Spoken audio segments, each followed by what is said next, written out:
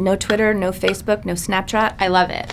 And even though I'm young, I love it. And only Instagram, but private.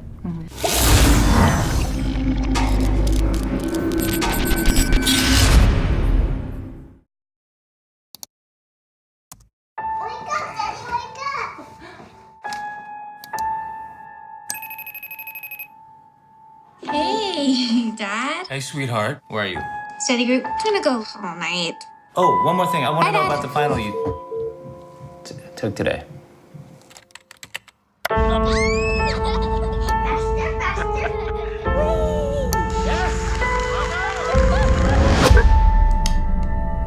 I'm Margot. I'm 15. Student. 911, what's your emergency? I'm calling to report a missing person. First of all, what an emotional roller coaster this was. What was challenging about this role for you in particular? It took everything that I've learned over my career and everything that makes me feel comfortable on a set and took it away from me. I had to film the entire thing without ever looking into the face of a human being. Yes. And have emotional scenes with John Cho, with only his voice in my ear. Screen. Yeah. And that was it was really challenging and made me very uncomfortable and made me nervous and feel insecure. But then I realized we were all in the same boat, and that was the thing that was going to make this film original. Absolutely. And so I just sort of gave over to it. Yeah. And when this first got brought to you, what really drew you to this project? Anything in particular? Oh, I mean, well, the convention of using the screens that we look at every day to help tell the story was the thing that made me feel like, okay, this kid is a visionary. This has never been done in cinema before. So that was the most powerful thing that I took away from reading it. But then I realized it was a classic suspense thriller, which I grew up watching and loving, and I thought, oh, we don't make those anymore. Oh, this is exciting. And then the twists and turns and realizing that this character was so outside the box of anything that I'd have the opportunity to work on before.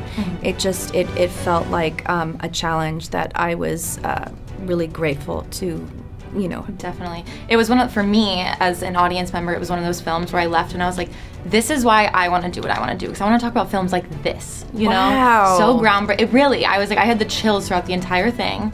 And I loved seeing you in a role like this. I read that if you weren't an actress, you'd want to be a litigator. Yes. That's right? Okay, Yes. good. So this was kind of close. You're in and out of a courtroom. Yes. Kind of, sort of. So that's really Fighting cool. for justice. Fighting for justice. Yeah. But yeah, so you're also a mom. I want to wrap this up on this note. Yeah. Our kids are growing up. I say our kids, I'm still a kid, I'm 23, but anyways.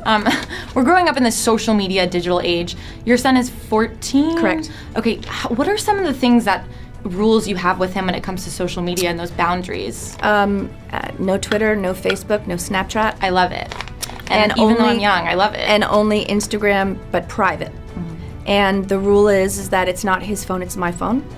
And I can look at it at any time, and I will look at his search history, I will look at his texts.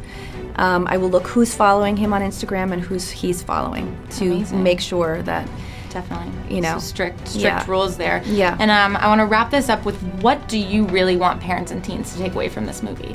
I took away that I'm kind of like a little scared. Like, I feel like I can't even go on a dating app now. You know? So what is something that you want them to take away from this?